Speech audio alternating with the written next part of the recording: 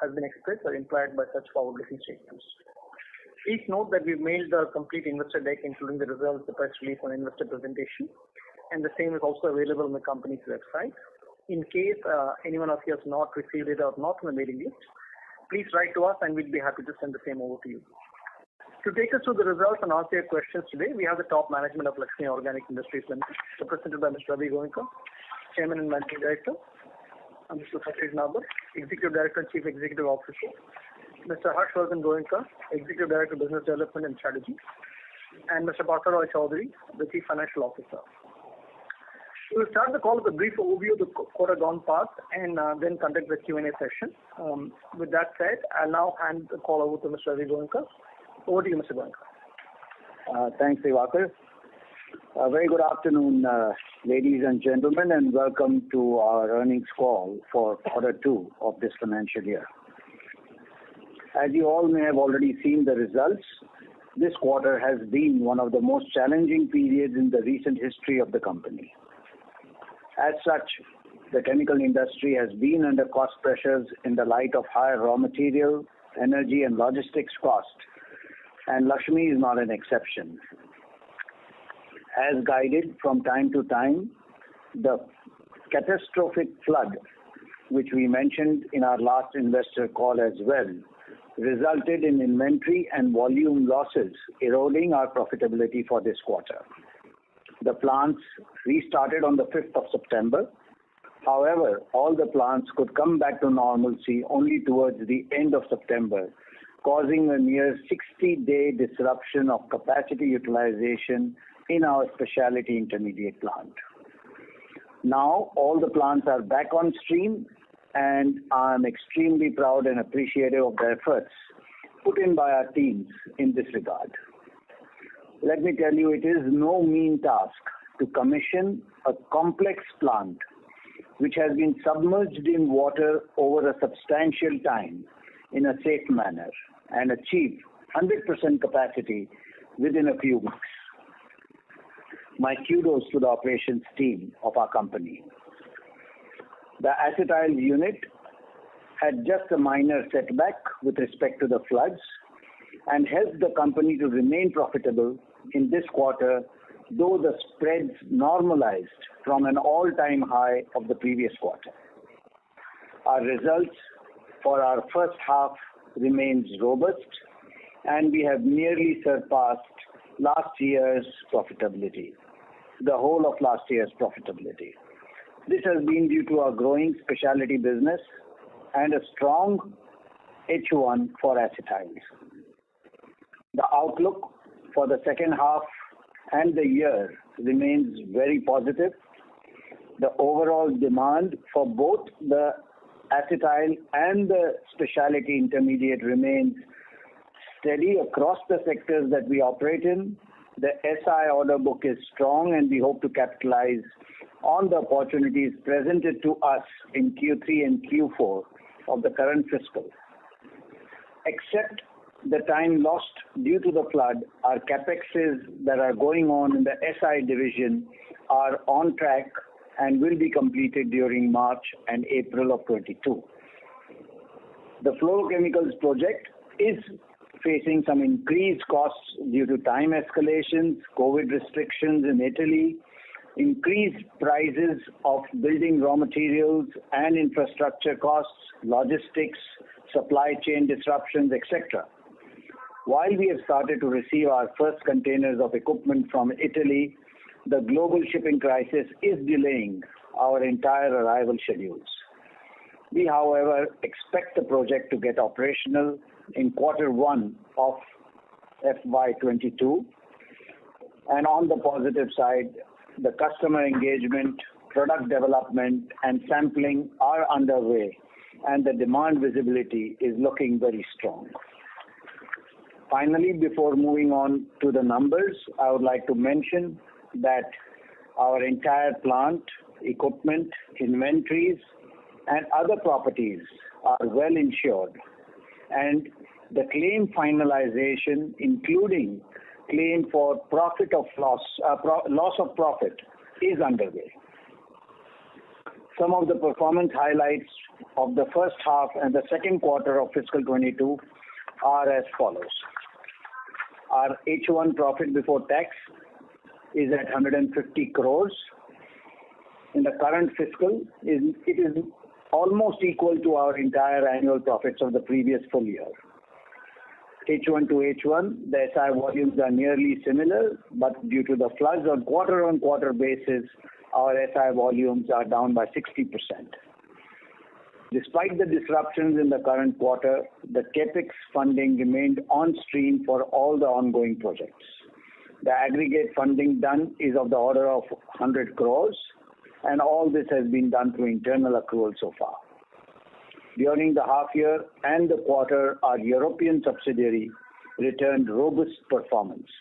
It is likely to remain strong in the third quarter as well, as there are supply disruptions in Europe, and INEOS, the major European producer, has declared force majeure. I am confident of the long-term strategy and growth aspirations that we are pursuing, and I take this opportunity to thank our shareholders, employees, and all other stakeholders for their support and confidence reposed on us. On this call, I am accompanied by Satej, our CEO, Partha, our CFO, and Harsh, Executive Director. And I would now leave the floor open to Divakar to take it forward. Thank you. Thanks, Mr. Goenka.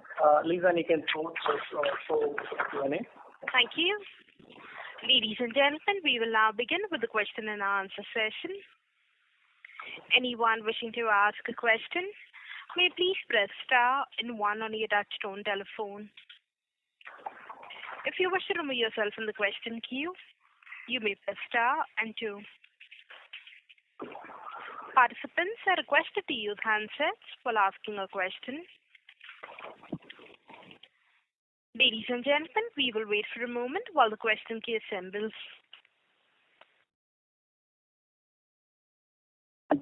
The first question is on the line of Ankur Periwal from Axis Capital. Please go ahead.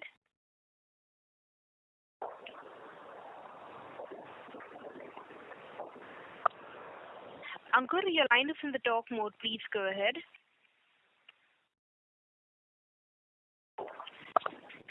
Mr. Ankur Periwal, your line is in the talk mode. Please go ahead. As there's no response from the current participant, we'll move on to the next. That is on the line of Keshav from Raksan Investors. Please go ahead. Hello. Hi. Good afternoon, sir. Thanks a lot for taking my question. Sir, my questions are a little on the long-term horizon. So, in a research report on global diketene market, there was a mention of availability of substitute derivatives having various advantages like better water solubility, etc. All this leading to alternatives becoming highly preferred choice by industrial manufacturers. So, keeping this in mind, where do you see the future of this industry headed? Are these big enough threats? Sure. So, hi, I can take that. I'm Harsh. So, let me first put it this way. Chemical industry in general constantly tries to substitute each other in the most efficient way via route of synthesis. So, if you look at any chemical formula, it can be made synthetically via various routes. A diketene is no exception. Now, diketene over a long period of time and over a lot of technology perfection has actually become a fairly cost-effective, robust molecule, and which leads to derivatives of more than, I think, 50-odd products now in a large commercial way. There'll be many other small products as well. But given that nature, such threats will always arise, but we don't see any major disruption being caused to this industry in general. Okay, sure, sir. Thanks a lot. Sir, Miteni's assets that we've acquired to step into fluorine chemistry. Sir, I was reading a bit on the company itself. So it got into bankruptcy due to environmental violation of contaminating groundwater. and there has been considerable voice against PFAs and PFOs in the developed world. The short term seems okay for PFAs in India as they are unregulated. So what do you see as the future? Like, would we be doing anything differently to avoid entering into similar situations in the long term? Yes, I can again take that. Two parts to this answer. The first, Miteni has a legacy issue which dates back more than 40 years, which is why they went into trouble. The last owners of Miteni, and over I think the last 30 years, they were doing everything legally according to European standards. Even in our context, we at Laxmi always follow international precedents. Not only that is required by our customers, but we believe in best practices. So we will be following similar regulations here in India and maintaining and enhancing existing safety standards by Miteni. What you're referring to, PFOA, PFOS, those are all long chain products which are nowhere part of our product plan or product list. Those were made 40 years ago and are historical products in nature and not relevant anymore globally. Sure, sir. So, sir, if I can follow up with one point. Sir, I got hold of Miteni's financials from 2011 to 16, and they have been loss-making every year. Now, I don't have the background of the business environment or the simultaneous impact of any litigations that were ongoing during that time. But is it India's structural cost advantages that would give Laxmi a stage to do significantly better with Miteni's effects? Should I take that, Harsh, or you want to go ahead? No, go ahead, Partha. No problem. Yeah. So it's wonderful, Keshav, that you have actually had a look at the Miteni's historical numbers. But what you should look up, I mean, you can work out are the contribution margin numbers, right? And if you look at the numbers in greater detail, they are fixed cost load, especially the employment cost and the environmental management costs were exceedingly high. If I remember rightly, they would be of the order of 10 to maybe 11 million euros on a turnover of about 30 million. So that was their issue. Secondly, the starting raw materials are chlorine and fluorine. Now, India has a lot of chlorine, so therefore the supply chain is going to be far more commercially viable than having this plant located in Western Europe. And there's a lot of hydrofluoric acid which is available in India locally, and people are putting up additional hydrofluoric acid capacities as well. So the overall cost economics of locating these facilities here in India is certainly going to be far superior to having it in Italy. Yeah? Sure, sir. So thanks a lot, sir. I will join back. Thank you. A reminder to the participants, anyone wishing to ask a question, may please press star and 1.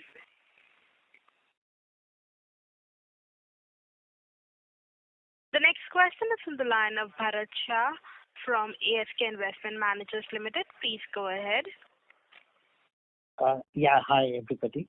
Of course, a quarter or two really makes insignificant difference in the destiny of a firm, or even a year or two is not the most critical period. But when I see the results of the first quarter and when I see the results of the second quarter, the contrast is really remarkable. It kind of reminds me of that Charles Dickens quote that these are the best of the times and these are the worst of the times.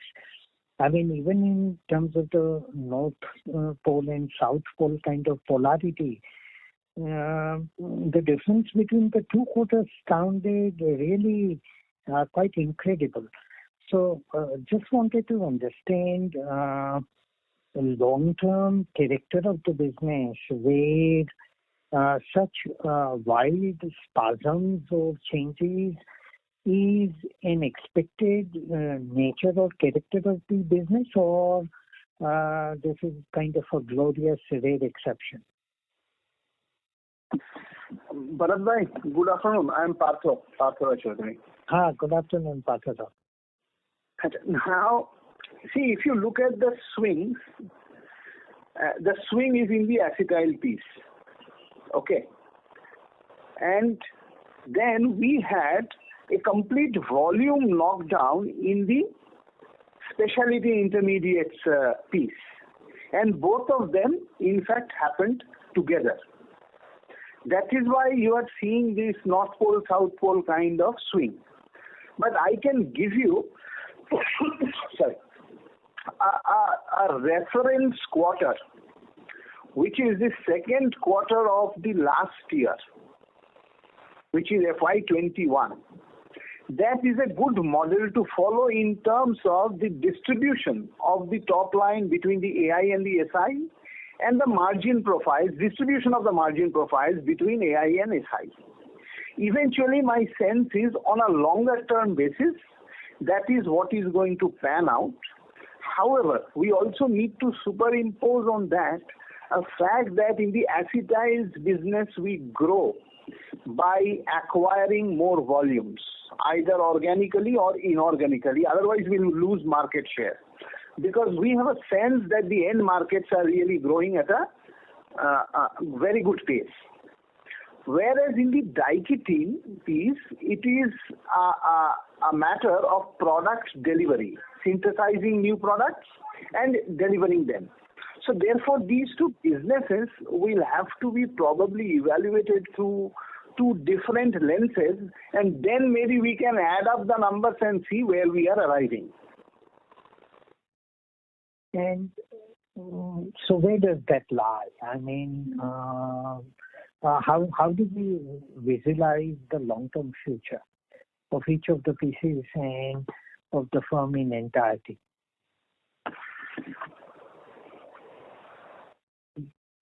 Hi, Bharat bhai, how are you? Ravi here. Yeah, Ravi साहब कैसे हैं? Thank you. बस ठीक है भरत भाई, कैसे हैं आप? एकदम मजे में. Bharat bhai, there are a couple of things. As we have even, presented to you before, our long-term investments. In the long term, Laxmi will be making more and more specialized products which are at the end of the value chain, and acetyls will be a smaller part of the entire Laxmi Organic. So, whether it is our EBITDA levels, whether it is our the fluctuations happen in the acetyls business, and this quarter, like Partha said, both the things hit us. The production loss because of the floods on the high margin SI business and a down cycle of the acetyls business in this quarter. And that's why you are seeing a larger piece, but going forward, like you said, a quarter or even a year or two don't make a difference. As you are aware, Laxmi is investing all its money in putting in new plants with high margin, dedicated plants for customers, getting into fluorochemicals, which are again high margin products, and completely new products that may not even be made today in India. So that will level out with a higher EBITDA margin is my belief. And therefore, a good way to look at the business would be that AI business will primarily be the volume leader in terms of the growth rate, while margins probably will be relatively in a range. SI business would offer both margin improvement due to specialty as well as the volume growth, and therefore both the business and the margin would be on a longer term basis on ascendance. I couldn't have put it better, Bharat bhai.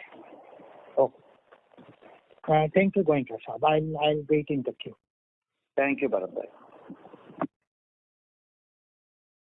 Thank you. We'll move on to the next question. That is from the line of Ankur Periwal from Axis Capital. Please go ahead. Ankur, your line is in the talk mode. Please go ahead.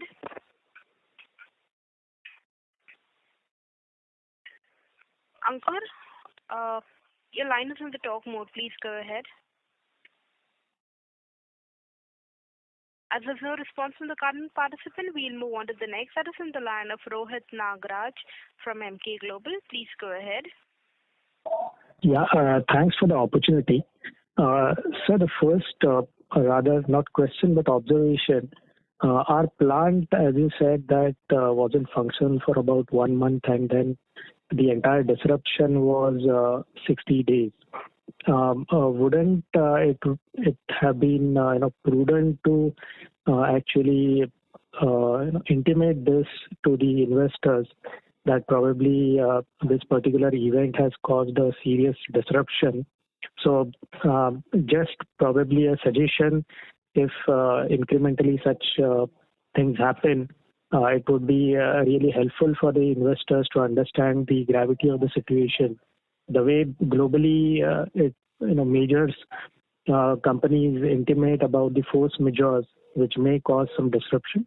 I think this also would be a good practice which can be followed incrementally. Yeah. The first, yes, sir. Thank you for the suggestion. We have taken it on record. But just for your information, we have followed the formal process. We have intimated the stock exchanges about the event. We've also intimated the exchanges, and it's in the public domain, about the restart of the plant. The plant actually restarted after 45 days, but then it required another 2 weeks to sort of ramp up to its optimal capacity levels. But your point is very well taken. And we have issued force majeure notices to our contractual customers. That's just for your information. Sure, sir. Thanks for this. Is really helpful. So the first question is on the margins. So as you talked in the earlier question, that Q2FY21 would be a good representation in terms of the margins for the company, which are closer to about, say, 11 odd %. So for the legacy business, is it safe to assume that the margins will be about 11%, and then based on the newer product addition and newer chemistry addition, the margins will have a different trajectory, which certainly would be upwards. Is that right observation? No, I have not meant that. When I referred to the performance of that quarter, I have referred to the distribution between the two segments. Okay. Okay. Okay. Yeah. So I have not mentioned about the absolute margin percentage or the absolute margin. Right. Apologies. I understood it the wrong way. So the second question is on the fluorochemicals. You mentioned that probably there will be a delay of about a quarter, but at the same time we've already started the sampling process. So how much time will it take for us to start the commercial production and probably utilize the capacity meaningfully? Thank you. Harsh, I think you can take this, please. Yeah, sure. So the first thing on the sampling has started from our Kilo Lab facility that we established during the COVID cycle, anticipating extended lockdowns. That's the first response. The second, ramp up of a plant, we'd say 60%, 70% in the first year or first 12 months of fully running would be our ideal. Obviously, simpler the products, depending on the customer's value chain, they all have different qualification times. Different customers have got different qualification time and their own criteria, which is what we're going about now. And having that Kilo Lab facility definitely helps us bridge this time and not have to wait for extended ramp-up periods. All right. Got it. Thanks a lot, and Diwali wishes to the entire team. Thank you. Thank you very much. The next question is on the line of Jagveer Singh from Shade Capital. Please go ahead. Hello, sir. My question is, what is the pricing in the acetyl business right now?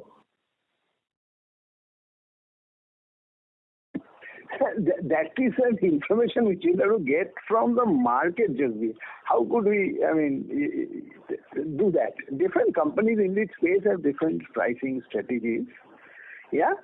But these are available in the public domain. Okay. And sir, in a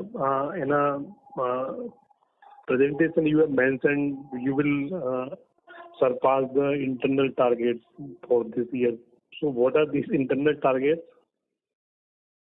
See, that word internal target is carefully crafted. We cannot give out these numbers. No. Okay. These are all very, very price sensitive numbers. Okay. And sir, so what is the margins we have achieved in the Q1 in the acetyl business? So going forward, are these margins sustainable or not? No. We have made this very clear in our investor communications earlier. We have stated this, I think, in our AGM also. We have stated this once again. Yeah.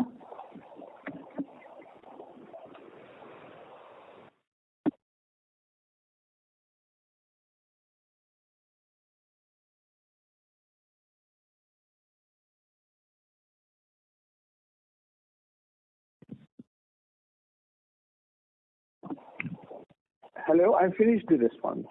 Yes, sir. Yeah, thank you. Thank you, sir. Thank you. A reminder to the participants, anyone wishing to ask a question, may please press star and 1. The next question is on the line of Keshav from Bruxons Investors. Please go ahead. Hi. So touching upon the previous participant's question, one of our peers in the ethyl acetate space had mentioned last year about a structural shift in the entire story. Like it being a green solvent, it is poised to have better baseline margins going forward. Now, I have heard conflicting views in the sense that some are saying that the margins would mean revert to the 8-9% levels. So I wanted to have your view on that. So these green solvents, as far as we know, they are not really going to replace, they are not going to be drop-in substitutes for ethyl acetate. That's point number one. Okay? And in terms of the margins, I would suggest that you have a look at the long-term margin profile. Information are available in the public domain, and those are the sustainable levels. But I would like to superimpose my comments with the fact that we are experiencing a demand-side expansion in the downstream industry. Therefore, supply-demand correlation will also influence the pricing and the margin spreads over shorter periods of time. Yeah? Sure, sir. That's all from me, sir. Thanks a lot. Thank you. The next question is on the line of Sudhir Reddy, an individual investor. Please go ahead. Good afternoon, everyone. Thanks for the opportunity. Sir, I want to understand, as per the presentation, it was mentioned there were 2 new diketene products, I think, like piloted molecules for the SI in the SI space, ready for commercialization, right? So is this like going to start probably within this particular year, or is it still under a piloted mode? So both of those molecules we had planned to start in Q2, but they have shifted to Q3, and we expect it to happen in Q3. Sir, are these molecules cater to which sector of the industry, with pharma or agro? One of them is pharma, one of them is agro. Sir, my next question is on the fluorine side. With whatever happening onto the China disruption and all, so where the Indian fluorine industry might get benefited, and also expected, right, the most of the agrochemicals where they require fluorine molecules. So our fluorine chemistry, our fluorine chemistry product set have anything caters to the agro industry, or is it totally a different value chain where no one in India is already providing them? So two comments there. Agrochemicals and pharmaceuticals. So both of these require fluorine molecules extensively. You look at global and Indian landscape. So yes, both of these industries is what we would be catering to.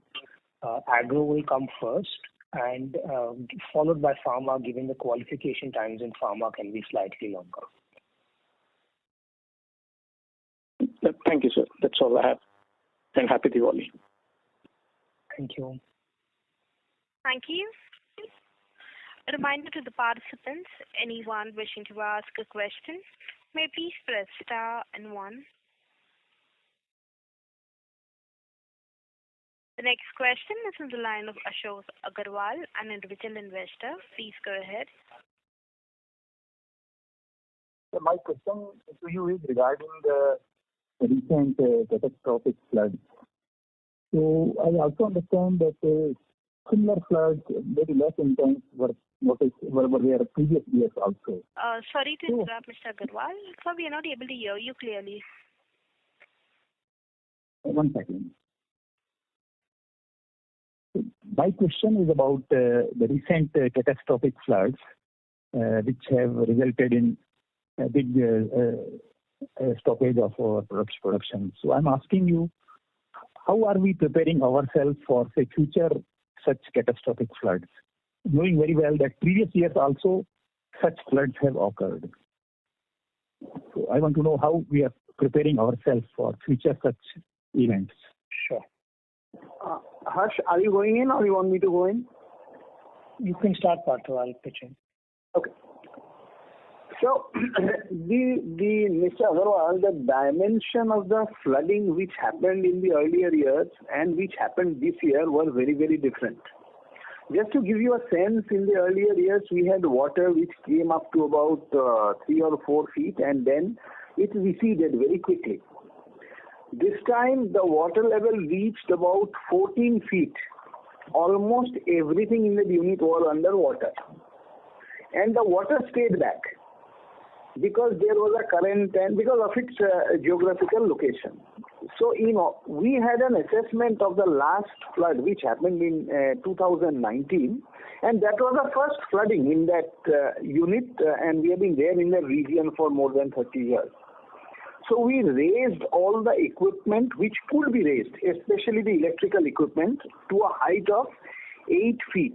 Dike walls were built and structures were built, and the electrical equipment, especially the pumps and compressors, etc., were put on those raised levels. But this time, the flooding was far, far higher. The level was far, far higher. Therefore, the occurrence the second time.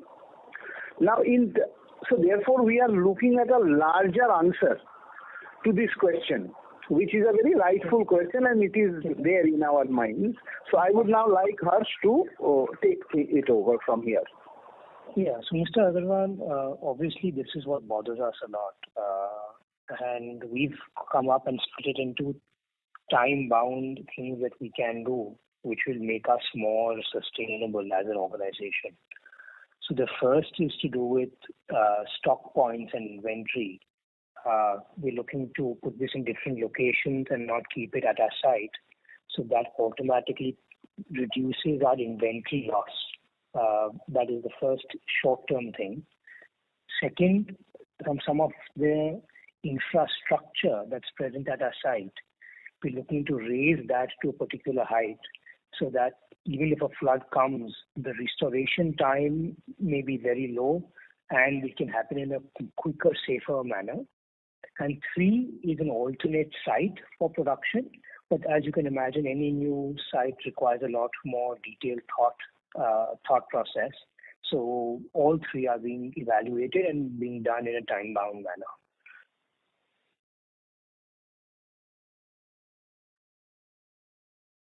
Okay, got it. Yeah, thank you so much.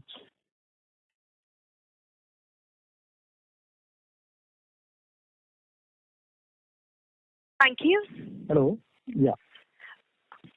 The next question is from the line of Bharat Shah from ASK Investment Managers. Please go ahead.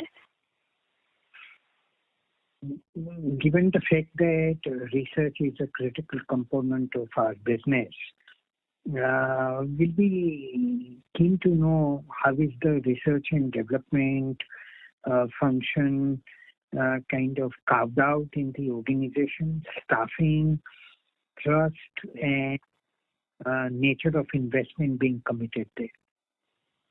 Sure. So, Bharatbhai, glad to say that in the last quarter we could increase our R&D staff strength by nearly 40%, clearly indicating our intent to invest more, primarily because we're seeing opportunities, a lot more opportunities than we can digest. So we need to widen the scope in the beginning as well. Second, we've got 2 new R&D facilities coming up sometime in the first quarter of next year. One in Mumbai, a much larger facility, and the second one in Italy, which we're also expecting to start up. So looking forward to both of these, and the ideation of a lot of the products is already complete. It's a matter of now getting them into the lab.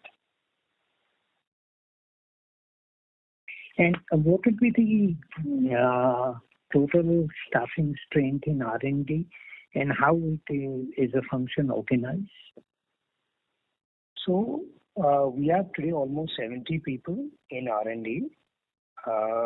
If you look at that, it's fairly large for our company size, and it's organized under R&D head, split up between a site-based R&D and a innovation center in Mumbai. The future will obviously include the additional locations, which will also have site-based R&D and international R&D. And what will be the kind of experience and academic profile of the people, PhD and the others? Sure. So roughly about 10 to 15% of all our people in R&D remain PhDs, and there will be various levels of chemistry depending on what level they are operating at.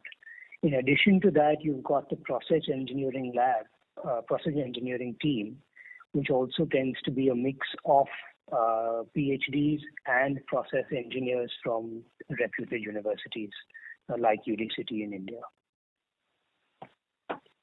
And would we say core chemistry research is a bigger strength, or chemical engineering is a greater strength for us? Bharatbhai, you can't divide it, in my opinion. Okay. If I have the chemistry, don't have the engineering, product kabhi banega nahi. Sure. And vice versa. So I don't. You have to have both. When I gave you the numbers, those were just R&D focused. Engineers, etc., are on top of that. Sure. Thank you. Bharat, I'll just add over there. Traditionally, we were experts on the engineering side. We came up by debottlenecking. We came up by getting energy efficiency. We actually invented or made our own reactors that were much more efficient in the various chemistries that we operate in. So we had a very strong engineering background, and now, right now, what we are focusing is on the chemistry background. Since we got into the specialty industry and the fluorochem, it's a lot of chemistry involved, and our background of engineering really gives us a very added advantage of having both capabilities. Yeah, thank you, Ravi sir. That was what I was looking for. No, absolutely, Bharat bhai. Thank you. The next question is from the line of Anurag Patil from Roha Asset Managers. Please go ahead. Thank you for the opportunity. Sir, for this SI capex, how much would be the total planned capex?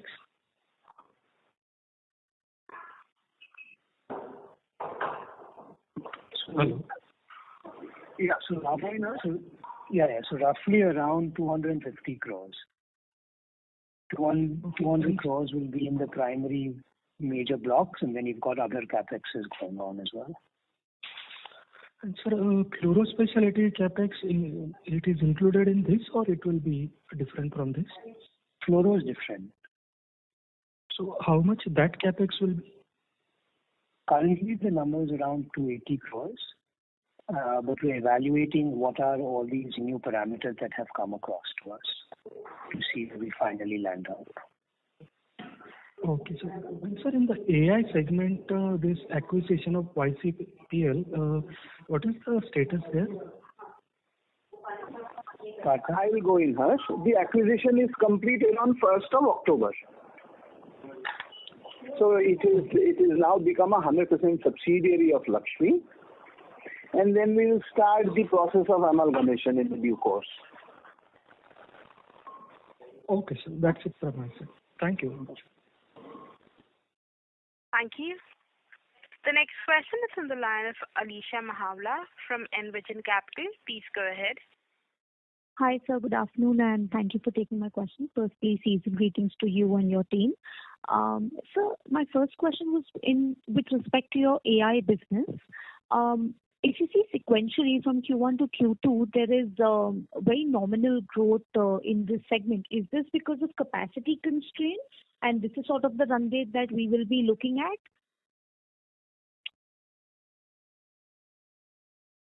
So we are operating at more than 80% of the capacity in this space. Okay. And it is quite possible in this vertical to continue to debottlenecking facilities and continue to get incremental capacities out of that. Currently, that is the way or the path that we are following.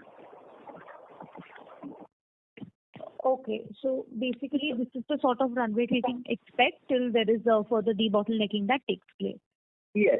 Plus, of course, in addition to that, we have the capacities of Yellowstone, where there is further headroom to increase capacities. So we will go ahead with that, but we are not quantifying that right now. Okay. So maybe for next quarter we can see some jump because of that capacity. I will not comment on that, please. That's right. Okay.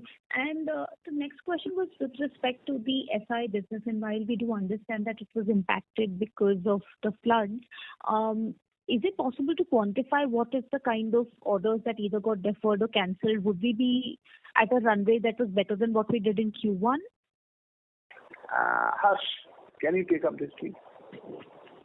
We would not like to quantify that, but I think principally speaking, the run rate, if you see Q4 of last year, Q1, and Q3, they're looking at a consistent trajectory for SI.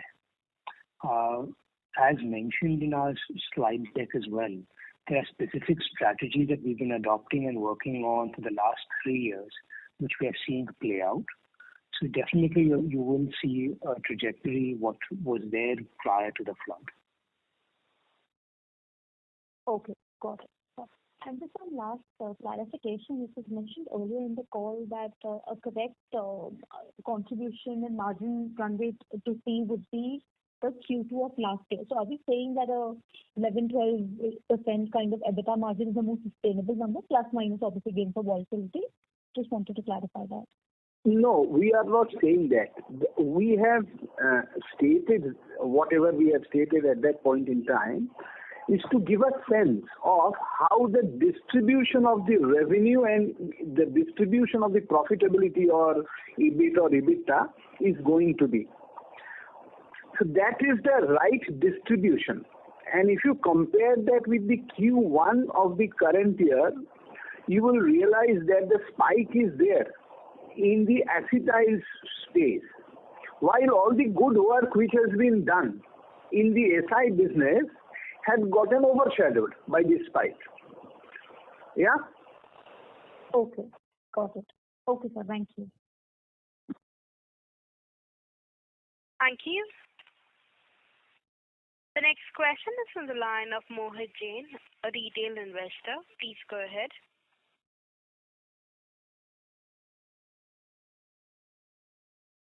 Mohit Jain, the line is in the talk mode. Please go ahead. Hello, everyone. Can you please provide this transcript of this call after the call ends? Hello? Yeah, the transcript takes at least 5 working days to be put up, so we can't immediately provide it after the call. Not immediately, but once this call, after 5-6 days, reasonable time. Yeah, that will be available after 5 days. Okay, fine. Thanks. Thank you. The next question is from the line of Divakar Nahata, an investor. Please go ahead. Hello, everyone. Yeah, thanks for getting my question here. So my question is for Harsh. So I remember in the previous quarterly results, we had mentioned that, the floods had already happened and we expected muted results to come in the next quarter. So this was something I think around August, September. So the question is that, when we say muted results, were we anticipating the bottom lines to get hit, or were we expecting at that time similar bottom lines? So apologies if you've misunderstood me. The communication that we tried to make at several occasions, including our AGM, have been the plant is shut and will restart in due course of time.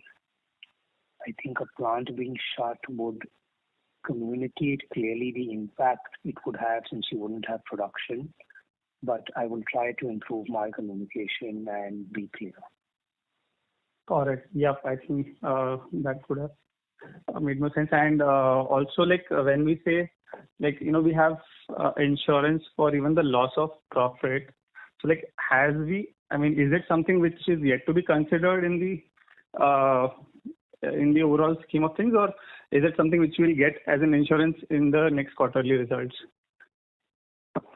So, to answer your first question, it is not considered in the current results. It is not even calculated. It is under review. Okay, number one. Number two, this will be accounted for as and when we receive the claim from the insurance company. Correct. So basically, the numbers which we see is basically because of the disruption which happened due to the flood, and insurance hasn't really helped in the numbers as of now. No, not at all. Correct. Yeah, that helps. And also, we had mentioned about the new SI plant, which is going to start in November in Mahad. So because of this flood, what would be the start date for that plant now, which was planned for November? So March and April, that is the timeline for it right now. It shifted exactly by a quarter, only because of the flood impact and remobilization of all the manpower, etc. Correct. And is government also helping to some extent, because there are a lot of industries in Mahad and a lot of them have got impacted.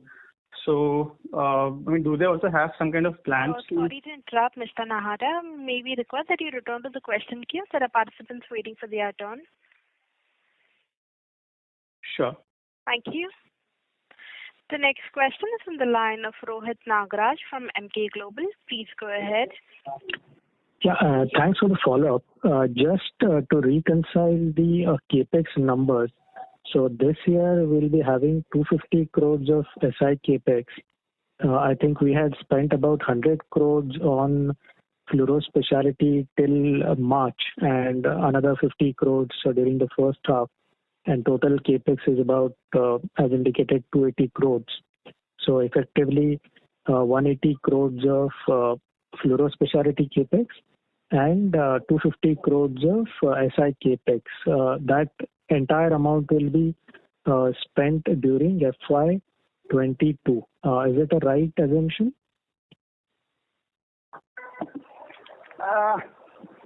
It may spill over in terms of cash flows if you are trying to assess into the first quarter of the next fiscal. However, the commitment is of the order that you have just now spoken about. Right. And after this, we don't have any concrete plans as of now from capex perspective. Not, I think, let Harsh respond to that. Harsh, can you please? So let me not say there are no concrete plans. There are plans constantly, and we'll inform the market at the appropriate time once we've consented all our advisors and board. Right. Apologies, I just reframed the question. It was more or less not approved plans as of now. So consequently, the new plans will certainly come up. Just a second question on SI capex. So once the SI capex is done, normally the facility will be completely utilized over a period of say 2 to 3 years. What is our sense on that? Given that it's a brownfield expansion, we do expect a steeper ramp up. Also, the flood has caused delay in our startup plans, and we are seeing a lot of demand traction and demand pull. So we're hoping to truncate that period. Right. That's it from my side. Thank you so much. Thank you. The next question is from the line of Ravi Mehta from Deep Financial. Please go ahead. Yeah, hi. Thanks for the opportunity. My question is pertaining to the AI segment, where I think there was a comment that the spreads have normalized in this quarter compared to the previous quarter. But when I see the top line of the segment, it is pretty much flat.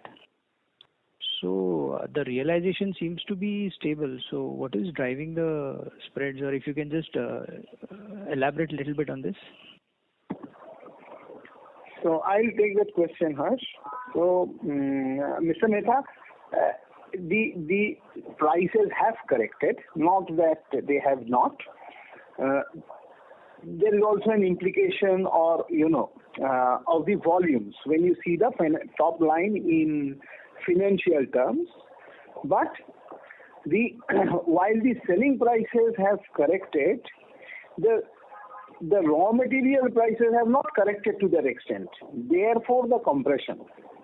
So if you look at the RMC to revenue percentage, you will be able to make that out. The other factor here is the increase in the energy costs between these two quarters. Yeah. Okay. Also, one follow-up on the SI segment. So when you started the plant in the September in a phased way, one after the other blocks, and when you ramp it up gradually, does it lead to lower yields and hence a lower gross margin? Harsh, can you just take this, please? Could you just repeat that question so I understand it fully again? Yeah. So as the SI plant was shut and we started in September, and we gradually were scaling up, I think, different blocks gradually. Yeah. So wanted to understand, when such a gradual ramp up happens, are the yields lower as you ramp it up and then it stabilizes at a higher throughput? Is that one of the reason also for a gross margin compression in this quarter? So I don't think principally, yes, when you ramp up any plant until its optimum utilization, you're not operating as efficiently. So yes, there is a loss, but I do not think that is the most significant amount of loss. The primary loss has come from the fact that we could not produce because of two-thirds of the volumes being wiped out. 60% lower in volumes, speaks for itself.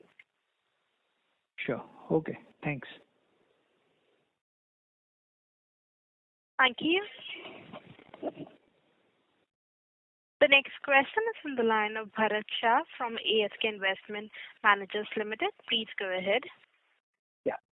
So, when if we take a little longer term view of the business from the vantage point of where we are today, where we are raising capacity both in SI, we are preparing ourselves for a greater opportunity in FI business. And in AI, we continue to have favorable tailwinds from the user industry, plus raising of the capacity, increasing the specialty component of the business, increasing research and development strength, more from a chemistry development stage, therefore more fundamental improvement in capability. So when we put all of this into picture, maybe from wherever we will be in the current year in FY22, 2,800, 3,000 crore or whatever turnover will be. If we have to draw a picture in terms of 3 years from now, what do you think Laxmi Organic would look like in terms of size, scale, and the kind and strength in terms of the profitability? Thank you, Bharat Bhai. A very, very, very deep question. And I think our company is driven by passion. And we have always built platforms and built businesses on those platforms. So when we acquired the Diketene platform, we leapfrogged to many more products, and today we are putting in our initial capex may have been less than 150 crores. Today we are putting in 250 or 220 crores in just 2 products of this particular branch of chemistry on this platform. So we believe that there will be a gestation period on the fluorine side. It's a new platform. It's a wonderful platform. And we have been receiving a lot of interest and all over the world actually that, are you all really doing this? What is, and how can we grow it? So we believe that this platform will give us an opportunity to invest and to grow on many more such verticals on this platform. Also, we continue to grow on the specialty, and we will continue to expand our businesses. So I cannot put a number, but my aspirations are that our company should be one of the most respected companies, driven by competent people, and being able to achieve a part of the specialty chemical space as a respected company, Bharat. Okay. Thank you. Thank you, Goenka Sahab, and happy Diwali to all of you. Thank you. Happy Diwali, Bharat Bhai. Thank you. The next question, we'll be taking the last question. That is on the line of Tanush Mehta, an individual investor. Please go ahead. So firstly, I had a couple of questions. The first question pertains to the cyclicality of our business. When in the results of a few chemical companies, we've seen margins being compressed, and this was the same in our case. So how would you define the cyclicality impact to our business? Because the impact has been quite adverse in our case as compared to other specialty chemical companies. That is the first one.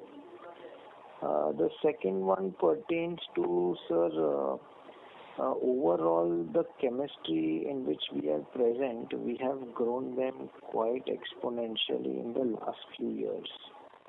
And So I just wanted to know in that case of how many years have we taken, suppose if we've entered into the decade in chemistry, how many years did we take that to scale it up to this position or the level at which we are standing today?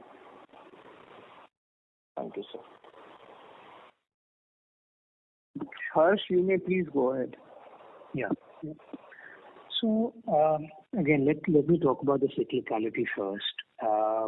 Yes, several businesses, including our acetyl business, is cyclical, and we do see cycles in that at different highs and different lows. However, what we like to track is, does it consistently grow over time, and is there continuous demand traction in that business?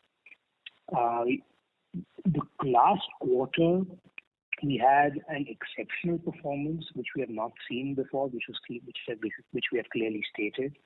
The current quarter performance is what we call normalized margins in this business, and that's the first part on the cyclicality. We don't try to control this. I don't think that is in the nature. Market forces are bigger than anyone. It is just a question of how do you manage it, and can you avoid at any point in time consistently grow and maintain profitability is what the objective is. So that's on the acetyls. On the specialty front, so 2010 to 2011 around then is when we really started production in our specialty business. Like in FI and what we are planning, we actually had a much steeper challenge at that time. We were moving from large volume products to fairly specialized products. So the first few years we took to understand chemistry and settle down in what we had, and thereafter you saw exponential ramp up. R&D comes in usually a lot earlier, and we've done the same with on the FI side where R&D has already started, and we would expect. We're excited by having to do something similar again on the FI side. Okay. Thank you, sir, and good luck for the coming quarters, and a happy Diwali. Thank you. Ladies and gentlemen, that is the last question. I now hand the conference over to the management for the closing comments. Thank you very much. It's always a pleasure to be here with all our stakeholders, retail investors, finance companies, funds, etc.